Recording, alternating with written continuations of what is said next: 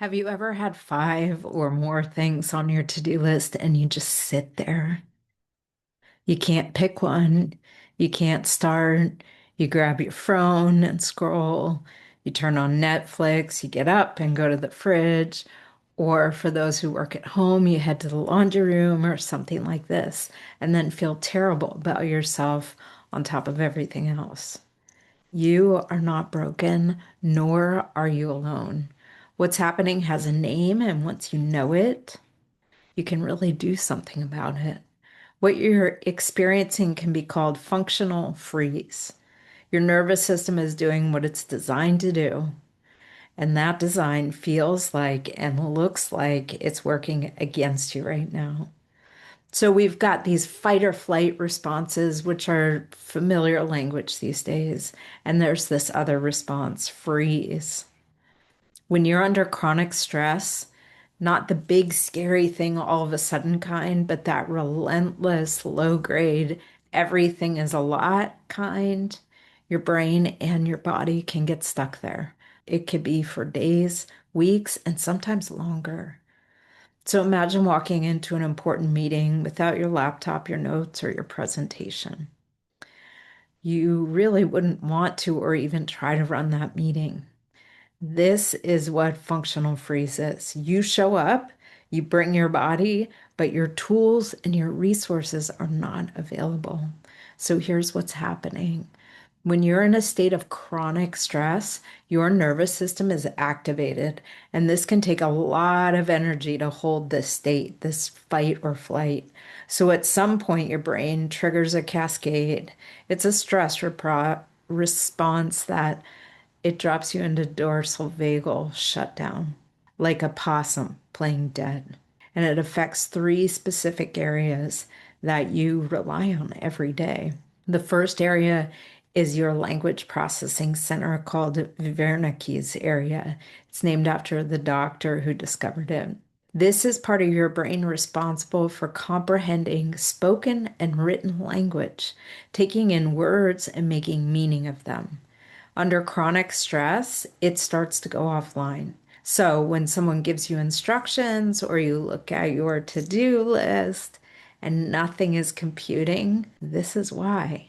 Your brain is literally struggling to interpret what it's seeing. The second is your communication center called the Broca's area, located in the frontal lobe, which handles the formulation of speech and coherent thought. This is how you think something through, find your words, and express what you need. When you're in stress paralysis, this also gets compromised.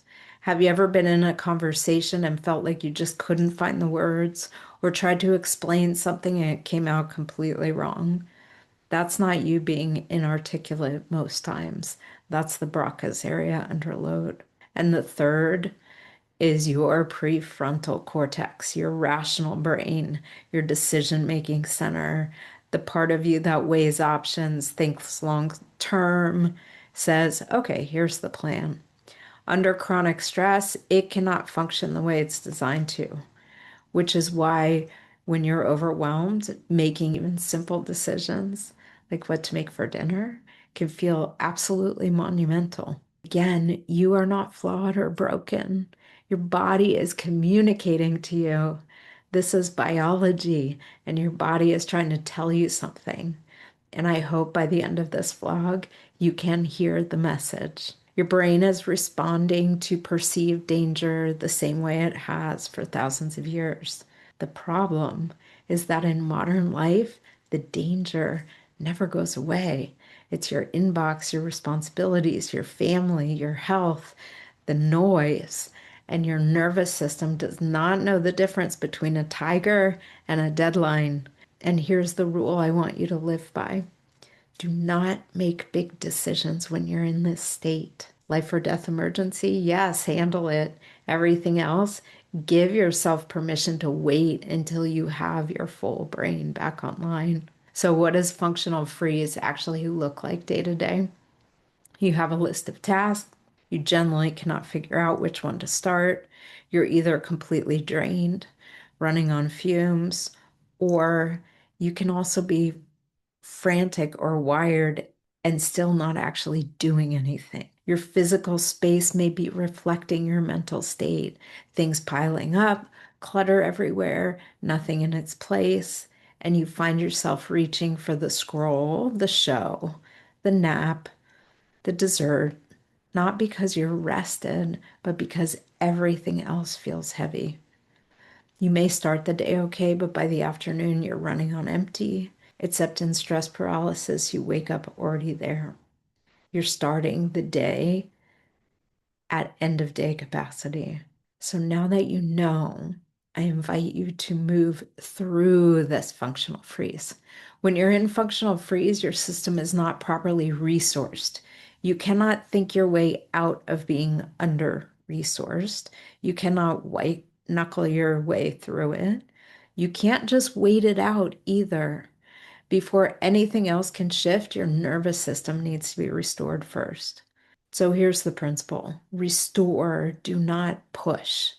Anything that keeps your nervous system activated, more scrolling, more caffeine, more doing, is not resourcing. Real resourcing is fulfilling. It brings you back to yourself without demanding anything from you. So I had a friend who used to say, move a muscle, change a thought. They're right. Move. That might look like a walk outside. If you're ruminating, get off the subject for a while, meditate, share a meal with someone you love, listen to music that fills you up, eat well. These aren't rewards for when you've earned a break. This is the real work. These are the things that bring your brain back online so the rest of your to-do list is even possible. Okay, so now the 4 A's. Awareness. This is where it starts. You now have a name for what you've been experiencing, and that matters more than it might seem because you cannot shift something you cannot see. So much of the suffering inside functional freeze comes from not knowing what it is, from believing something is wrong with you, that you're lazy or weak or falling apart. Awareness removes this story and replaces it with the truth.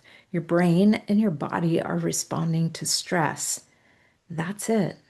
And now that you can see it, you can do something about it. 2, acceptance. This is where we stop fighting reality. You are here. This is how it is right now.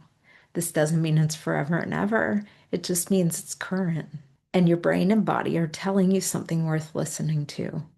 Resisting it, white knuckling through it, or shaming yourself for being here, none of these help. Acceptance is the fastest path forward. 3, action. And this is not the action you're thinking of. This is not the time to sit down and strategize your way out. Remember, the parts of your brain that do that aren't fully online yet. The action is simpler and more physical than that. Move, get outside, put on a song that shifts something in you. Do something from your list of things that you know already help, not because they solve anything, but because movement through the nervous system is how you start to come back online. This is why I encourage everyone to have a resource list, a short personal collection of go-tos that are genuinely restoring, so that when you're in this, you don't have to think, you just pick one and move. And 4, accountability. This is the one people skip most often, and it might be the most important of all. Here's why. We're wired for connection. We are tribal beings. Feeling alone in this doesn't just feel bad, it actually feeds the freeze. Isolation and shutdown are very close cousins. So, this is an action too. Find someone, a coach, a trusted friend, a partner, a community, and be honest with them. Tell them where you are. Tell them what you're going to do next. That act of declaring it out loud to another person or community, it does something. It brings you back into connection, and connection is a resource. And when someone who cares about you reflects back that you're not broken, that matters more than any plan. Accountability works because you've agreed with another to be real, to show up honestly with another human being. And this is where encouragement and growth thrive. This teamwork helps you to follow through. So let's talk about resourcing for a moment because not all resources are created equal. Some things fill us up, genuinely restore our nervous system, and bring us back online. And some things deplete us, even when they feel good in the moment or look like self-care from the outside. So this awareness matters. This is why I encourage you to make a list, a real personal list of what actually fills you, what works for you. A walk, a real meal, music, a conversation with someone who gets you, time in nature, whatever it is, write it down so that when you're in freeze and your brain is not fully online, you don't have to figure it out. You just reach for the list. Because if we keep grabbing the quick hit resources, the scroll, the caffeine, the busyness, Netflix, we're not actually filling the tank. We're just staying frozen a bit longer. Here's what I want you to carry away today. Your brain is not broken, neither are you. It's doing exactly what it's designed to do under prolonged stress. Wernicke's area, Broca's area, the prefrontal cortex, they go offline. And now that you know that, that awareness alone is powerful. So this week, start your resource list, a real personal list of what fills you up and brings you back online, what actually works for you. And pick one thing from that list and do it.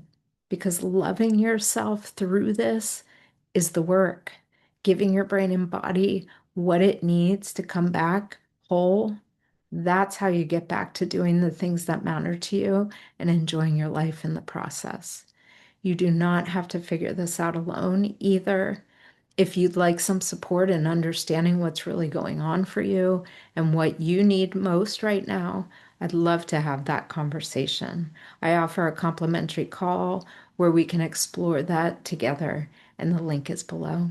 So take good care of yourself, and I'll see you next time.